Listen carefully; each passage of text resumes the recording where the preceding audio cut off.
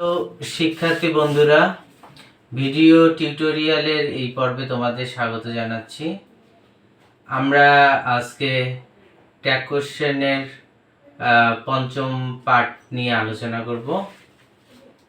এখানে বলা হচ্ছে যে I, you and he are friends. এখানে বলা হচ্ছে যে একাধিক সাবজেক্ট যদি অ্যান দ্বারা যুক্ত হয় তখন আমাকে এই সাবজেক্টের প্রোনাউন হিসেবে কি ব্যবহার করতে হবে এটা দেখতে হবে। মানে একাধিক সাবজেক্ট যদি অ্যান দ্বারা যুক্ত হয় এর প্রোনাউনটা কি হবে। আমরা জানি যে প্রথমে অক্সিলিয়ারি ভার্ব দিতে হবে। অক্সিলিয়ারি ভার্ব হিসেবে আর দেব, বাক্যটা হা বোধক না বোধক করব। তারপরে আমাকে দেখতে হবে এই একাধিক সাবজেক্ট যদি অ্যান দ্বারা যুক্ত হয়, যদি ফার্স্ট পারসন থাকে, পার্সন থাকলে আমাকে উই দিতে হবে।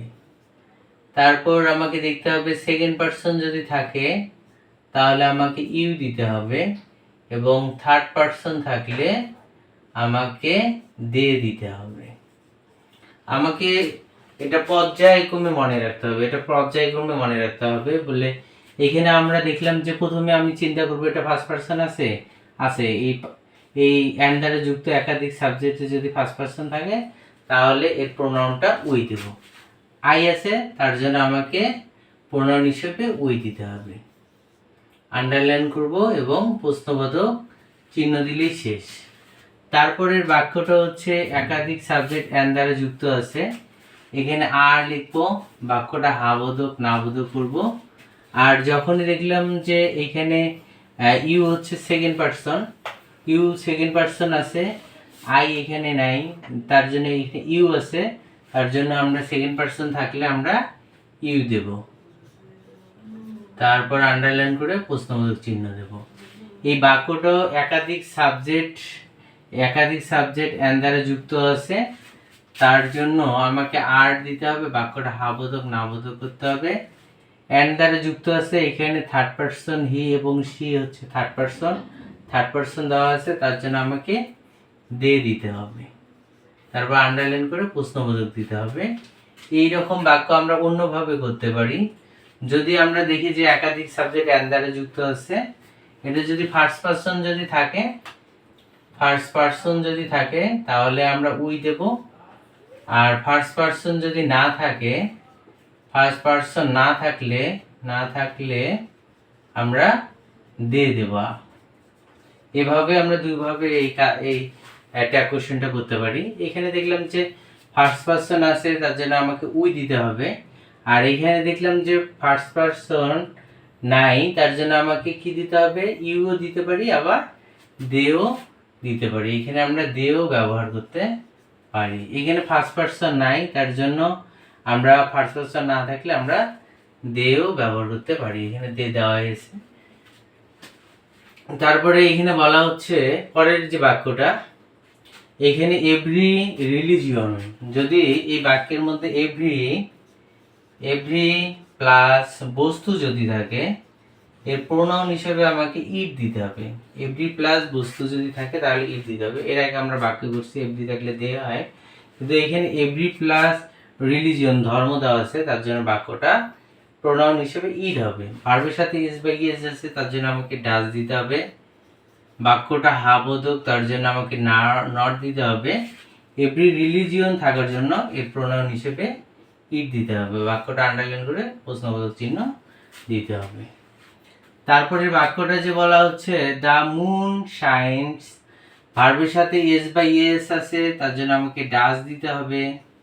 বাক্যটা হা বোধক, তার জন্য আমাকে না বোধক করতে হবে। এখানে বলা হচ্ছে the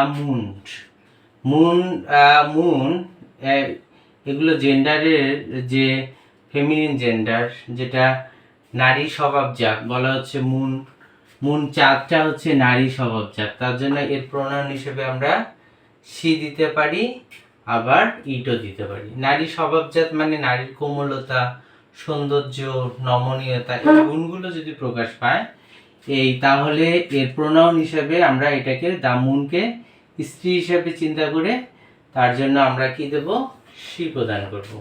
the doesn't C C দিতে পারি, আবার এটা ইটও প্রদান করতে পারি। বস্তু হিসেবেও আবার আমরা ইটে প্রদান করতে পারি। যেমন কিছু কিছু যদি মুন আছে, মুন, তারপরে স্প্রিং, স্প্রিং, এগুলো হচ্ছে হচ্ছে নারী স্বভাবজাত, নারী স্বভাবজাত, নারী স্বভাবজাত। তার জন্য এর প্রোনাউন হিসেবে আমরা সি প্রদান করব,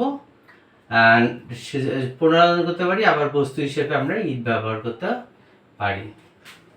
তারপরে এখানে সান আছে, সান ইজ, তাহলে এখানে ইজ আছে, আমাকে ইজ নিতে হবে, বাক্যটা হাবোধক নাবোধক করতে হবে। এখানে সান যেটা হচ্ছে পুরুষ স্বভাবজাত, যেটা পুরুষ স্বভাবজাত, এটা মেসকুলিন জেন্ডার, মেসকুলিন জেন্ডার হিসেবে আমরা এর প্রোনাউন হি প্রদান করি। যেমন পুরুষের স্বভাবজাত উগ্রতা, তেজ, তারপরে শক্তি, এগুলো যদি বোঝায়, যেমন এখানে বলা হচ্ছে সান, সান, সান, তারপরে হচ্ছে সামার, সামার, তারপর অয়ার, এগুলো হচ্ছে পুরুষ স্বভাবজাত, এগুলো হচ্ছে পুরুষ স্বভাবজাত।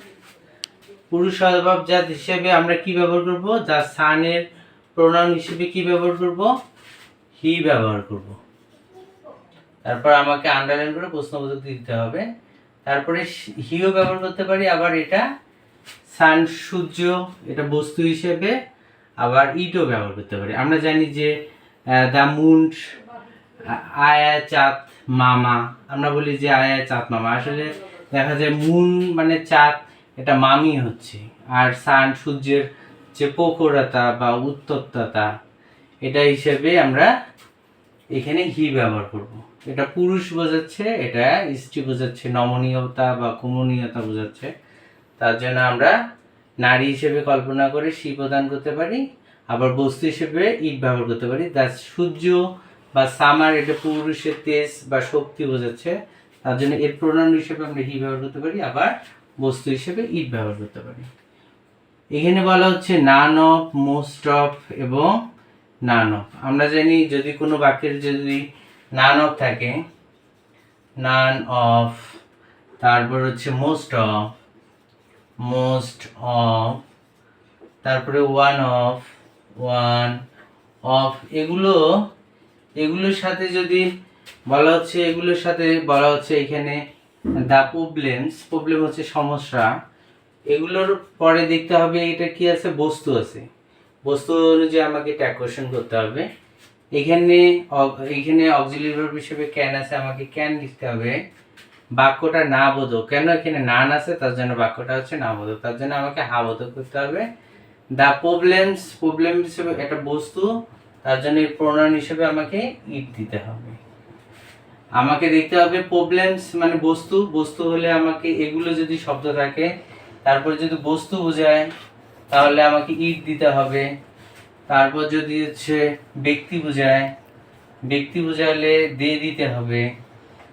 তারপর এরপরে যদি এই শব্দগুলোর পরে যদি এগুলো শব্দগুলোর পরে যদি অবজেক্ট ফর্ম থাকে, আস, আস থাকলে এর সাবজেক্ট ফর্ম দিতে হবে। আমাকে দেখতে হবে এখানে, তারপর ক্যান ইট, তারপরে এইখানে বাক্যের মধ্যে নিউ আছে, ভার্ব টু আছে, ভার্ব টু থাকলে আমাকে কি দিতে হবে? ডিড দিতে হবে। বাক্যটা হচ্ছে হাবোধক, আমাকে সংক্ষিপ্ত নট ব্যবহার করতে হবে। তারপরে এখানে বলা হচ্ছে দ্য পিপুল, পিপুল মানে জনগণ, অনেক অনেক লোক বোঝাচ্ছে, তার জন্য এর প্রোনাউন হিসেবে দে দিতে হবে, আন্ডারলাইন করে প্রশ্নবোধক চিহ্ন দিতে হবে। তারপরে বলা হচ্ছে নান অফ আছে, নান অফ এর পর আস আছে, যদি অবজেক্ট ফর্ম থাকে এর প্রোনাউন হিসেবে সাবজেক্ট ফর্ম দিতে হবে। এগুলো শব্দের পরে যদি আমাকে থাকে, অবজেক্ট ফর্ম থাকে, আমাকে সাবজেক্ট ফর্ম দিলে এটা ট্যাগ কোশ্চেন হয়ে যাবে। এখানে আর আছে, আমাকে অক্সিলারি ভার্ব আর দিতে হবে। বাক্যটা না বোধক, এখানে নান আছে না বোধক, তার জন্য হা বোধক করতে হবে। আস, উই, আস, উই দিতে হবে। এই অবজেক্টের সাবজেক্ট ফর্ম, এটা হচ্ছে অবজেক্ট, অবজেক্টের আমরা সাবজেক্ট ফর্ম উই দেব, তারপর প্রশ্নবোধক চিহ্ন দেব। তারপরে যে বাক্যটা বলা হচ্ছে যে আই নিড সাম বুক, এখানে হচ্ছে নিডটা আমরা মনে করি হচ্ছে মডেল ভার্ব না মূল ভার্ব। আমরা জানি যে মডাল ভার্বের পরে ভার্ব ওয়ান হয়, এখানে নিটের পরে ভার্ব ওয়ান নেই, তার জন্য বুঝতে হবে এই নিটটা হচ্ছে মূল ভার্ব হিসেবে আছে। নিট যদি মূল ভার্ব আছে, মূল ভার্ব থাকলে ভার্ব ওয়ান থাকলে আমাকে কি দিতে হবে, ডু দিতে হবে, বাক্যটা হাবোধক না বোধক করতে হবে, আর সাবজেক্টের প্রোনাউন দিতে হবে, আই প্রোনাউনই দিতে হবে। তারপরে আমরা জানি নিড হচ্ছে মডাল ভার্ব, নিডের পরে ভার্ব ওয়ান আছে, তাহলে বুঝতে হবে এটা মডাল ভার্ব, এটা হচ্ছে ভার্ব ওয়ান। তাহলে আমাকে মডাল ভার্বটা নিতে হবে, নিড নিতে হবে, বাক্যটা হাবোধক সংক্ষিপ্ত নট ব্যবহার করতে হবে, তারপরে আই আছে, আমাকে আইটা ব্যবহার করতে হবে, আন্ডারলাইন করে প্রশ্নবোধক চিহ্ন দিতে হবে। তারপরে এখানে মডাল ভার্ব মনে করে নিড আছে, তারপরে টু ইনফর্ম আছে। আমরা জানি একটা সিম্পল বাক্যের মধ্যে দুইটা ভার্ব থাকলে পরের ভার্বটা আইএনজি হয়, নাহলে টু যুক্ত করে হয়। তাহলে কিন্তু এই নিডটা হচ্ছে মূল ভার্ব হিসেবে কাজ করতেছে। এই নিডটা মূল ভার্ব হলে আমাকে ডু দিতে হবে, বাক্যটা হাবোধক না বোধক করতে হবে, সাবজেক্টের প্রোনাউন আই আছে, আই প্রদান করতে হবে, আন্ডারলাইন করে প্রশ্নবোধক চিহ্ন দিতে হবে।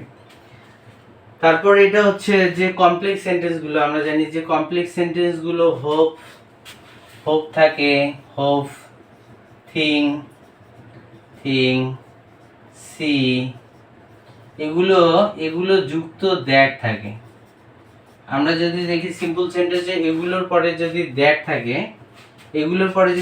থাকে, তাহলে আমাদের প্রথম ক্লোজ অনুযায়ী আমাকে ট্যাগ কোশ্চেনটা করতে হবে। এখানে দ্যাট দেওয়া আছে, দ্যাট থাকলেই এই যে হোপ আছে, হোপের পরে দ্যাট থাকলে আমাকে প্রথম ক্লুজ অনুযায়ী আমাকে ট্যাগ কোশ্চেন করতে হবে। হোপ আছে ভার্ব ওয়ান, তার জন্য আমাকে ডু দিতে হবে, বাক্যটা হাবোধক আমাকে নাবোধক করতে হবে,